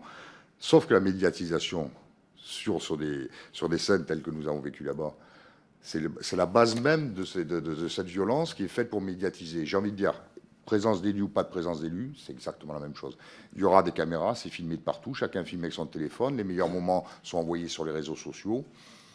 Ça ne modifie en rien notre action, très clairement. Merci beaucoup. Je vais passer la parole à Monsieur Madès. Merci, Monsieur le Président. Mesdames et Messieurs, merci de vous présenter à nous. J'en profite pour remercier l'ensemble des forces de la gendarmerie présentes sur nos territoires, qu'elles soient mobiles ou territoriales, sur les brigades, parce qu'on en a besoin au quotidien. Quatre petites questions de mon côté. Je vais changer rapidement de sujet, revenir au début de cette commission, de cette audition, sur l'effet de foule. Quelle est vraiment aujourd'hui l'étude qu'on peut faire sur l'effet de foule? On l'a vu avec les Gilets jaunes, j'extrapole volontairement, dans certaines manifestations, avec des personnes qui se sont lancées parce que consommation d'alcool, consommation de psychotropes parfois, et l'effet de foule les a fait basculer dans la violence. Même si je pense qu'au début, quand on va dans certaines manifestations comme celles qui sont interdites à Sainte-Soline, logiquement, on sait à peu près qu'il y a des risques potentiels et de dérapage et de violence. Donc voir quel est l'effet de foule aujourd'hui et comment pouvoir peut-être contenir ça, parce qu'on a vu à plusieurs reprises que c'était très compliqué, malgré d'autres commissions d'enquête, d'ailleurs sur le maintien de l'ordre au mandat précédent, auquel j'avais participé aussi. Comment considérez-vous aussi, potentiellement, parce que je veux pas, on est en commission d'enquête, on fait attention à ce que nous disons, les personnes qui organisent et qui accompagnent à l'organisation de manifestations dites interdites, tout en sachant que derrière, il y aura de la violence, parce qu'on a pu voir sur certains réseaux sociaux ou autres des appels potentiels à la violence et à utiliser tout moyen possible pour démontrer la contestation envers quoi ils étaient venus manifester. Donc, comment voyez-vous la chose? Est-ce qu'on peut considérer que c'est de la complicité à la violence? Ou alors que le fait juste d'aider à organiser ces manifestations les dédouane de toute responsabilité sur les violences commises? Pensez-vous que la mise en scène, justement, de la violence sur les réseaux sociaux et l'appel à légitimer la violence, parfois par des responsables politiques, des responsables syndicaux, des responsables de milieux associatifs ou des responsables de groupements de faits, est peut-être considéré comme de la violence, de la complicité à de la violence réelle, étant donné qu'on le voit, ça a été parfois légitimé sur les réseaux sociaux. Parfois, on nous explique que toute violence, que la violence est légitime face à la violence sociale et la violence de l'État français et de la gendarmerie ou de la police. Donc, quel est pour vous votre point de vue sur cette complicité potentielle, ou si d'après vous ce n'est pas exploitable en l'État? Et le dernier point, c'est comment interprétez-vous les conseils et les propositions d'accompagnement qui sont faits sur les réseaux sociaux? Alors moi, j'ai été choqué par ça, en ouvrant Twitter avant des manifestations ou après des manifestations, par des personnes qui expliquaient comment ne pas répondre aux agents de police et de gendarmerie, comment potentiellement prendre une destination pour éviter de se faire attraper, comment s'habiller pour ne pas être reconnu ou se faire attraper, qu'est-ce qu'il ne faut pas avoir ou avoir sur soi pour pouvoir répondre en cas d'attaque de la police ou de la gendarmerie, parce que les choses, bien entendu, sont inversées. Donc voilà, voir un peu quel est votre point de vue sur ces personnes qui passent leur temps, justement, à distribuer ce genre de conseils sur les réseaux sociaux ou sur Internet, et qui ne vous aident pas, parce que vous l'avez dit à plusieurs reprises, malheureusement, à chaque fois, vous êtes dans l'obligation d'évoluer dans le maintien de l'ordre, parce qu'ils s'adaptent aussi, et qu'à partir de là, comment on peut faire pour réagir, et justement, ne pas en dire trop non plus, vu qu'on est en commission d'enquête et que c'est public, et de faire attention à tous nos propos. Merci beaucoup. Donc, je vous passe la parole. Merci, pour que vous Monsieur le puissiez Président. répondre à ces différents éléments. Si vous permettez, je vais juste répondre sur la première question, sur l'effet de foule, et après je laisserai mes camarades répondre sur les autres points. Effectivement, on a dans nos manifestations forcément des gens qui se laissent entraîner, qui ne sont pas habitués, qui ne sont pas venus là pour casser et qui malheureusement basculent.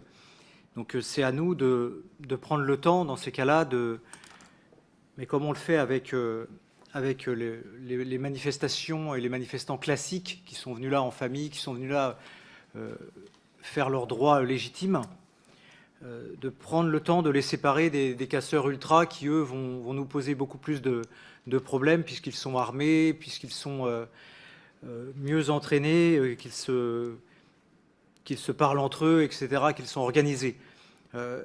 celui qui va se laisser entraîner va être un petit peu un électron libre, et si on l'isole, on pourra le traiter relativement facilement.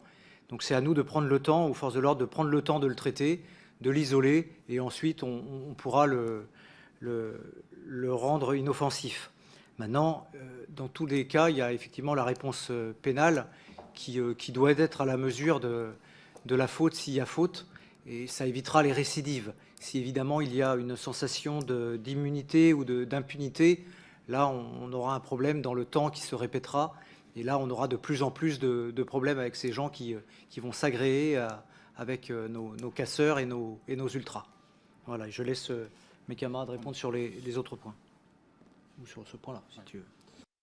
Pour prolonger le propos de mon camarade, c'est vrai que l'effet de foule, dans ces manifestants, on s'est bien rendu compte qu'il y avait des gens qui étaient là uniquement pour casser, pour en découdre avec les forces de l'ordre, mêlés avec des gens qui étaient légitimement venus porter une cause qui leur tient à cœur. Alors, la difficulté, c'est de savoir, nous, quels sont ceux qui viennent en découdre et quels sont ceux, effectivement, qui sont là pour porter une cause qu'ils considèrent comme légitime. L'effet de foule, je dirais que c'est aussi un mécanisme psychologique. Moi, dans ma carrière, je me suis rendu compte que quelquefois, des gens qu'on identifie comme socialement bien établis réagissent de manière insensée. Pourquoi ils réagissent comme ça? Je dirais que la réponse pourrait peut-être vous être apportée par un psychologue, parce que nous, effectivement, on le constate. Mais pourquoi des gens, à un moment, qui arrivent pour porter une cause qui leur tient à cœur, se mettent à devenir aussi violents que des gens présents qui, eux, ne sont là que pour la violence? C'est un phénomène qu'on rencontre effectivement, et à Sainte-Soline, ça a été le cas. Il y avait des gens très certainement qui étaient là pour manifester pour des raisons qui les regardent, et qui se sont vus un peu embarqués dans cette violence aux côtés des gens qui étaient là uniquement pour la violence. Ça c'est vrai que c'est un constat. Après, vous avez parlé effectivement ceux qui utilisent les réseaux sociaux, parce que c'est un peu ça, pour accentuer la violence. Alors nous, on ne peut que le déplorer, puisque bien évidemment, appeler à la violence à travers ces réseaux sociaux, ça peut effectivement que exciter, je dirais malheureusement, les gens qui sont très perméables à ce genre de messages. Je dirais que c'est le fait de société aujourd'hui, et on le constate malheureusement comme tout le monde, et derrière, on ne fait que le subir. Ça, c'est évident. Oui. Alors, je voudrais préciser sur votre questionnement sur les gens qui légitiment, le terme que vous avez employé, qui légitiment la violence, qui l'encensent parfois, qui soit politique ou pas, hein, ça peut être n'importe qui, les citoyens lambda ou... Hein.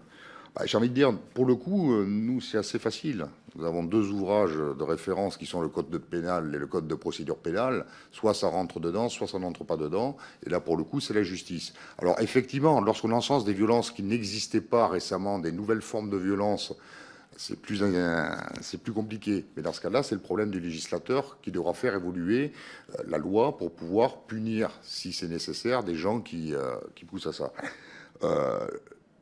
Les conseils pour, j'ai envie de dire, du black box pour les nuls, les tutos, c'est à la mode, ça. Oui, effectivement, on en trouve un peu partout, ça se démultiplie. Mais là aussi, j'ai envie de dire, ça existait toujours. Hein. Vous avez les centres de formation pour tous les gangsters, voleurs, et tout, qui étaient les prisons, hein, où les anciens apprenaient aux nouveaux. Voilà, on le sait. Voilà, ça a toujours existé. Maintenant, avec la médiatisation, avec l'internet, avec ce genre de choses, vous avez tout, vous avez accès là-dessus. Et j'ai employé le terme, je pense que j'ai employé, sur cette professionnalisation de la violence. Et la professionnalisation passe par une formation. Et c'est une formation, c'est ni plus ni moins qu'une formation à distance qui est donnée aux gens qui voudraient rejoindre ces groupes, parce qu'on sait très bien qu'ils ne sont pas structurés avec un grand chef, un gourou, mais c'est très... Volontairement, il n'y a pas de chef. Voilà, ça reste une nébuleuse. Pas de chef, pas de responsabilité. Et quand on balance sur la toile ce genre de choses accessibles à tout le monde, en gros, on peut faire une formation sans jamais avoir été accusé, on ne saura jamais qui l'a fait, et c'est un moyen détourné. Hein, voilà, donc c'était évident, et ça rentre dans cette professionnalisation de la violence. Oui, je vous en prie, brièvement, allez-y. J'aimerais juste, sur le dernier point, parce qu'il y a des choses qui m'ont choqué, où certaines personnes parlaient d'entrave aux enquêtes. pour conseiller certains manifestants en disant habillez-vous en noir, au pire des cas, ils seront incapables de vous retrouver dans la foule, donc ils n'arrêteront pas tout le monde, parce qu'ils n'arrêteront pas la masse. Donc si on a entrave à l'enquête, on a outrage à agent dans ces manifestations, et qu'on a des violences qui sont commises, est-ce que d'après vous, en l'état, le code pénal et le code de procédure pénale permet de répondre sous forme de complicité, ou le fait d'entraver une enquête, ce qui est interdit par la loi, peut permettre a posteriori de pouvoir être jugé. D'après vous, est-ce que c'est jouable ou pas? Si ça ne l'est pas, c'est au travail de législateur derrière de faire le reste. Député, permettez-moi de vous répondre avec humour. Si c'était possible, dans ce cas-là, tous les scénaristes de toutes les émissions policières qui décrivent comment on peut se protéger au niveau des empreintes lorsqu'on commet un crime, l'ADN et ce genre de choses, devraient être mis en prison. Parce qu'en fin de compte, chez nous, ça a eu un vrai impact. Tous les petits jeunes délinquants qui regardaient ces séries ont vu comment ne plus se faire prendre. Retrouver une empreinte sur une scène de... On n'en trouve plus, hein, ça n'existe plus, à part ceux qui n'ont pas la télé. Voilà, donc c'est ce qui est compliqué. Voilà, oui, effectivement, on ne peut pas le nier. On peut pas le nier. Il y a la volonté de le faire. Mais déjà, la première des choses, ça serait de trouver les responsables. Qui met ce genre? Vous savez aussi bien que moi que pour trouver un responsable, dès le moment où vous avez quelque chose sur la toile, c'est extrêmement complexe, quoi. Voilà. Donc j'imagine mal, même si la volonté, on ne peut pas la nier. Hein, alors c'est plus insidieux que ça, je dirais, parce que lorsqu'on lit, parce qu'on justement on les regardait encore cet après-midi, il y a c'est pas marqué aller taper les policiers ou les machins. C'est si vous voulez pas qu'on vous reconnaisse, faites telle chose, telle chose, telle chose. Si vous êtes en garde à vue, par exemple, en gros, ils vous expriment déjà les droits, ce que vous voulez dire, pas dire, voilà. C'est un manuel, en gros, il ne pousse pas, en fait, on peut pas dire à la violence. Mais si vous êtes pris alors que, voilà le genre de choses qu'il faut faire pour que les suites, ben justement, j'en parlais tout à l'heure sur les suites judiciaires qui sont compliquées pour amener la preuve, ce genre de choses joue aussi. Est-ce que réellement on pourrait les poursuivre parce qu'ils poussent à la violence? Je pense que ce serait compliqué quand même pour le législateur. Ouais, pour rebondir sur les propos de mon camarade, vous avez vu qu'à Sainte-Soline, ils étaient tous équipés de beaux casques et de bleus de travail. Et donc, on a des flyers qui circulent. Ouais, c'est comme disait mon camarade, comment ne pas se faire attraper parce qu'on ressemble à d'autres manifestants, on est habillé pareil, on est équipé pareil. Donc c'est la réalité des faits par rapport à ça. Ouais. Très bien, merci beaucoup. Eh bien, écoutez, je vous propose, si il n'y a plus de demande de prise de parole, mon général, mesdames et messieurs les officiers et sous-officiers, un grand merci d'avoir contribué aux travaux de la commission d'enquête. Vraiment, cet échange était pour nous précieux. Je voudrais vraiment le dire. Nous vous en remercions. Nous serons évidemment amenés à échanger sans doute encore, notamment monsieur le rapporteur, avec des éléments écrits. Mais vraiment un immense merci à l'ensemble d'entre vous. Mes chers collègues, c'en est terminé ce soir avec nos travaux. Nous nous retrouvons lundi et mardi avec un programme là aussi qui sera relativement copieux puisque nous recevrons madame la procureure de Paris, la brigade des sapeurs-pompiers de Paris, le journaliste Thierry Vincent, les syndicats de police et le directeur général de la sécurité intérieure. Donc là aussi, encore des auditions intéressantes. Donc merci beaucoup et je me permets de lever la séance et en général...